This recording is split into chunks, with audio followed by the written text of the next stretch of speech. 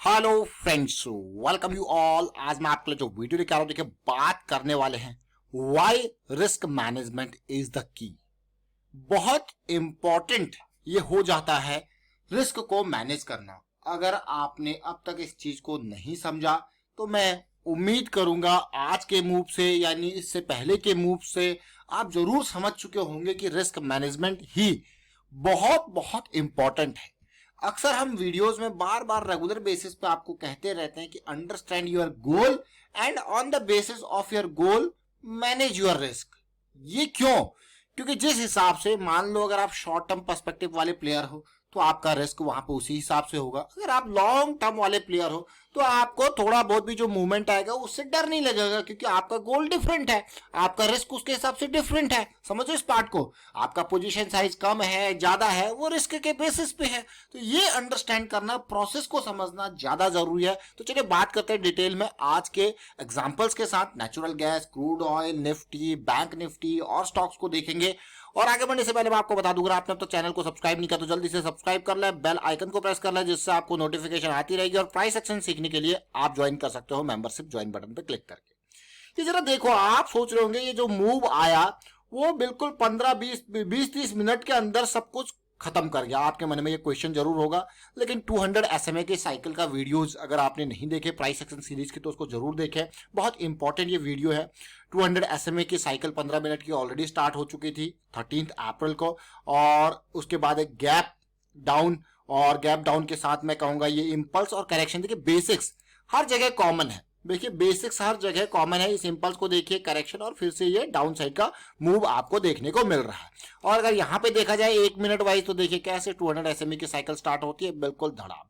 यही नहीं, ये तो निफ्टी बैंक का हालात है। आप निफ्टी के हालात देख सकते हो। ये नहीं, नेचुरल गैस को देखिए। नेचुरल गैस हमारा रेगुलर एक, मैं कहूंगा एक बहुत ही इंपॉर्टेंट जो है कमोडिटी है, जो कि हम रेगुलरली शाम के टाइम पे 5 बजे हमारे लिए बहुत इंपॉर्टेंट टाइम होता है। जैसे कि अब तक नेचुरल गैस अगर आप देखो तो 5 बजे रैली पे रैली दिया जा रहा था, लेकिन जब से 200 SMA की साइकिल स्टार्ट हुई आज की डेट में, एज एक्सपेक्टेड ये 5 बजे की कैंडल आप देख सकते हो और धड़ाम स्टार्ट। अगर आप 15 मिनट के हिसाब से देखो, प्राइस एक्शन के जो बेसिक्स हैं वो कॉमन है बिल्कुल। ये बड़े वॉल्यूम का फॉल, और उसके बाद देखिए impulse correction, impulse correction, impulse correction, वही कॉमन चीज जो है चलती रही। और लोअर सर्किट सीधे नेचुरल गैस कहां 616 तक नेचुरल गैस पहुंच गया था और कहां पहुंच गया देखिए 532 पे। अगर मैं और इंपॉर्टेंट आपको दिखाऊं, देखिए बहुत ध्यान से देखना, एक एक चार्ट को बिल्कुल तसल्ली से देखना। नेचुरल गैस का एक्टिव होने का टाइम होता है 5 बजे से 3 घंटे, मैं कहूंगा 5 बजे से 9 बजे तक। ये बहुत इंपॉर्टेंट रहता है, जिसको हम अक्सर कहा करते हैं न्यूयॉर्क टाइम, यानी कि अमेरिकन टाइम। ये देखिए, और उसके बाद कल ही इतना बड़ा जो इंडिसीजन वाला ये कैंडल बना था बड़े वॉल्यूम के साथ, उसके बाद नेचुरल गैस कहां से कहां आ गया। तो इसीलिए रिस्क मैनेजमेंट जरूरी है। मान लो आप यहां पे पॉजिटिव सोच के ट्रेड क्या कर रहे होते हो, और या फिर आपकी पोजीशन बनी हुई होती और चीजें इतनी ड्रास्टिक तरीके से गिर जाती है, और अगर आपका रिस्क मैनेजमेंट का, आपने रिस्क मैनेजमेंट की चीजें यहां पे सोच ही नहीं रखी, उस डायरेक्शन में सोच ही नहीं रखा, तो कितना जबरदस्त लॉस होता है, जरा ये सोचिए। तो इसीलिए हमेशा risk management is the key हम बार बार कहते हैं। इससे क्या होता है, देखिए एक तो सबसे पहला पॉइंट यहां पे आपका लॉस डिफाइन होता है। मान लो मैं यहां पे, देखिए आज का ही ये 5 बजे वाला पार्ट है, मैं यहां पे क्योंकि हम बेरिश साइकिल में चल स्टार्ट हो चुके हैं, यहां पे शॉर्ट करके चल रहा हूं इस एरिया में, और 575 के अराउंड, और मेरा डीप स्टॉप लॉस है 582 का। ठीक है, तो मुझे पता है कि मेरा जो है प्लान यहाँ पे अगर ये लेवल क्रॉस होता है तो मेरे जो सोची समझी प्लानिंग थी वो फेल हो चुकी है। और जब मेरी प्लानिंग फेल हो चुकी है तो मुझे क्या करना है, सिंपल सी बात है भाई, मुझे निकलना है, एग्जिट करना है। जो भी लॉस यहाँ पे मुझे हो रहा है वो मुझे एक्सेप्ट करना पड़ेगा। ये बहुत ध्यान से समझिए इस पार्ट को। जो भी लॉस हो रहा है वो जो एक्सपेक्टेड हमने पहले ही एंट्री से पहले एक्सपेक्ट किया था वो निकलना पड़ेगा भाई। मार्केट का सम्मान करना है कभी भी हो, और ये चीजें आपको पहले ही एंट्री से पहले अपने लॉस को डिफाइन करना है। ये आप देख रहे हो, ये वीवैप की लाइन है, वीवैप से नीचे 200 SMA से नीचे अगर आप देखा जाए, जैसे हमारे स्कैल्पिंग की रूल्स हैं, बेसिक रूल्स हैं, तो VWAP 200 SMA ये बहुत इंपॉर्टेंट है। इससे नीचे शॉर्ट अगर आप देखोगे, कल से पहले सब कुछ VWAP से ऊपर ऊपर था, तो लॉन्ग की पोजीशन बनती जा रही थी, आज सीधे सीधे लोअर सर्किट। ये इंट्राडे की पार्ट मैं आपको बता दूं। यही नहीं, हम लॉन्ग टर्म पर्सपेक्टिव से जब भी बात करते हैं कि आपको अपने गोल को समझना है, और यही चीज अगर आप monthly, weekly, daily time frame wise देखोगे, आप कहोगे यार ये तो भाई गड़बड़ दिख रही है, ये तो सेलिंग स्टार्ट हो गई, ये तो बाइंग होने लग गई। तो ये सारी चीजें, आज मार्केट में क्या हुआ, आज मार्केट में तूफान आ गया, इतनी बड़ी गिरावट होगी, क्या इससे पीछे लिंक्ड इवेंट है, वो सब चीजें चलती रहेंगी। लेकिन सबसे पहले ये सोचो कि आपने कितना रिस्क डिफाइन किया था अपनी उस इन्वेस्टमेंट के लिए, अपनी उस ट्रेड के लिए। क्या वो जो रिस्क एरिया जो आपने देखा था, क्या वो क्रॉस हो रहा है, या हो चुका है, या होने वाला है, या एसएल जो है आपका हिट हो चुका है। ये चीजें समझनी इंपॉर्टेंट है, क्योंकि मार्केट में जो कुछ हो रहा है वो तो ठीक है, वो तो अपनी जगह पर चलता रहेगा और उसको रिएक्शन, लेकिन जो आपकी इन्वेस्टमेंट है, आपकी ट्रेड है, आपकी जो पोजीशन साइज है, उसको तो आप ही कंट्रोल करोगे। ये इंपॉर्टेंट, बहुत इंपॉर्टेंट चीज है।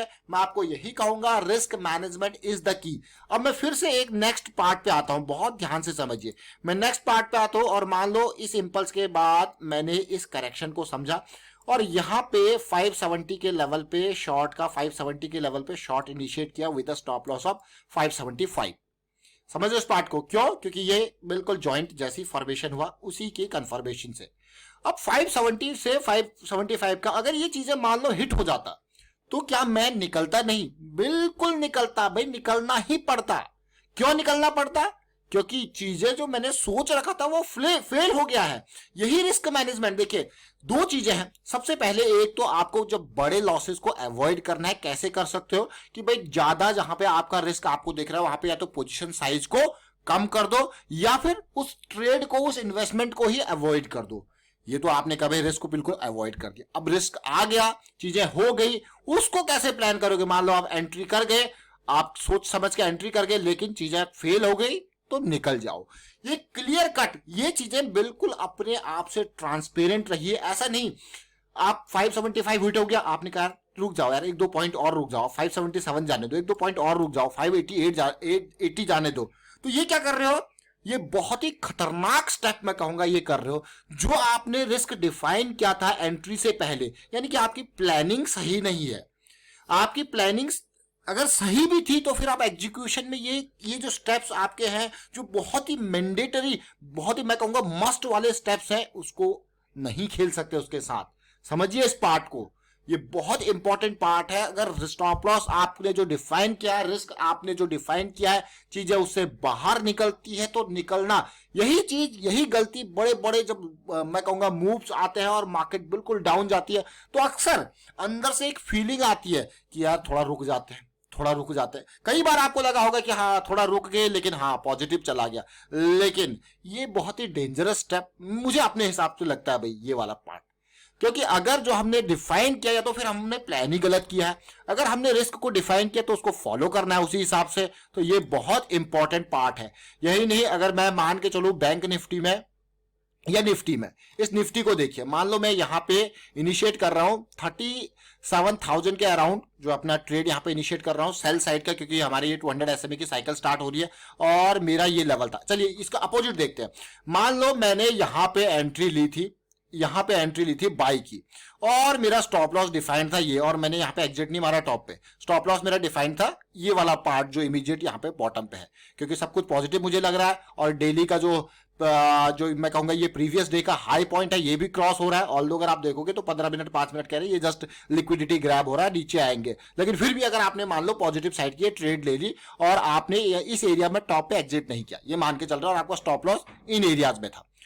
अब देखो, अभी जब नीचे आया, अगर आपका ये स्टॉप लॉस था, ये स्टॉप लॉस था, यानी इवन डीप स्टॉप लॉस ये भी था, तो भी आप निकल जाओगे, और आपका जो डिफाइंड लॉस है, जो आपने एंट्री से पहले डिफाइन किया हुआ है, आप सेफ रहोगे, सेफ निकलोगे। निकल गए, जितना एरिया डिफाइन किया था उतना ही लॉस हुआ। क्या इसकी वजह से जो इतना बड़ा जो ये मूव हुआ, इसकी वजह से आपको कुछ फर्क पड़ा? आप कहोगे कोई फर्क नहीं पड़ा, मुझे जितना लॉस मैंने डिफाइन किया था उतना ही हुआ।